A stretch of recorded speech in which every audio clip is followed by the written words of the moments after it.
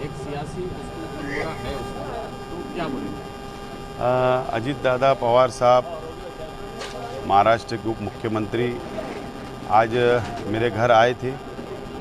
मेरे पिताजी, मेरे वालिद शेख रशीद साहब का इंतकाल हुआ, निधन हुआ था। और आपको याद होगा कि अजीत दादा पवार साहब जब विरोधी पक्ष नेता थे और शेख रशीद साहब का 40 साल सियासी कैरियर का, राजनीति जीवन का जब हमने जश्न मनाया, सत्कार समारंभ हमने किया था बड़े कार्यक्रम में, अजीत दादा पवार साहब आए थे। और इसी घर के ऊपर शेख रशीद साहब उनको इनवाइट किए थे। शेख रशीद साहब के साथ उन्होंने बातें की थी, खाना खाया था। तो अजीत दादा पवार साहब ने, जैसा भी आपको कहा प्रेस में कि मेरा आना नहीं हुआ था मालेगांव, शेख रशीद साहब का निधन हुआ और इसके लिए वो धुलिया, नासिक से धुलिया जा रहे थे कार्यक्रम के लिए, और इसके लिए उन्होंने यहाँ पर आधा घंटे का समय मेरे परिवार के साथ बिताया, हमको हिम्मत दी।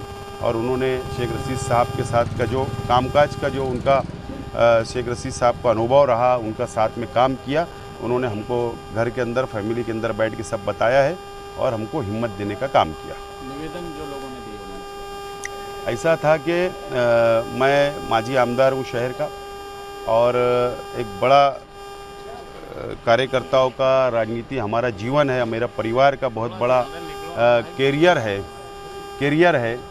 तो इसके लिए कल जब पता चला कि अजीत दादा पवार साहब यहाँ आने वाले मेरे घर, तो सभी लोगों ने मुझसे रब्ता किया कि भाई हमको निवेदन देना है। तो अलग अलग समस्याएं लोगों की थी। तो जब अगर वो कोई शख्स हमारे पास आ रहा है तो हमारे शहर को क्या लाभ होना चाहिए, क्या फ़ायदा होना चाहिए, इसके लिए उन लोगों को मैंने यहाँ बोला था, आप आ जाइए, निवेदन दे दीजिए।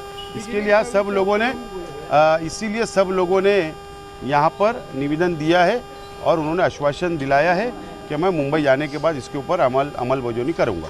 आपने अभी शरद पवार गढ़ छोड़ा है, अभी छोड़ा है आपने, और दादा का आपके घर पे आना, आपसे बातचीत करना, क्या इसे ये समझा जाए कि अजीत पवार के बारे में आप सोच रहे अजीत, या उन्होंने आपको दावत दी कि आप पार्टी में जाने की सोच रहे हैं? राष्ट्रवादी कांग्रेस पार्टी जब एकत्र थी पवार साहब के नेतृत्व में, अजीत दादा पवार साहब हमारे उस वक्त भी नेता थे और उस वक्त भी उप मुख्यमंत्री थे, जब भी उन्होंने मालेगांव के विकास के लिए बहुत काम किया। और अभी अजीत दादा पवार साहब और शरद पवार साहब जब अलग हो गए तो मैं शरद पवार साहब के साथ मैंने जाने का फैसला किया था।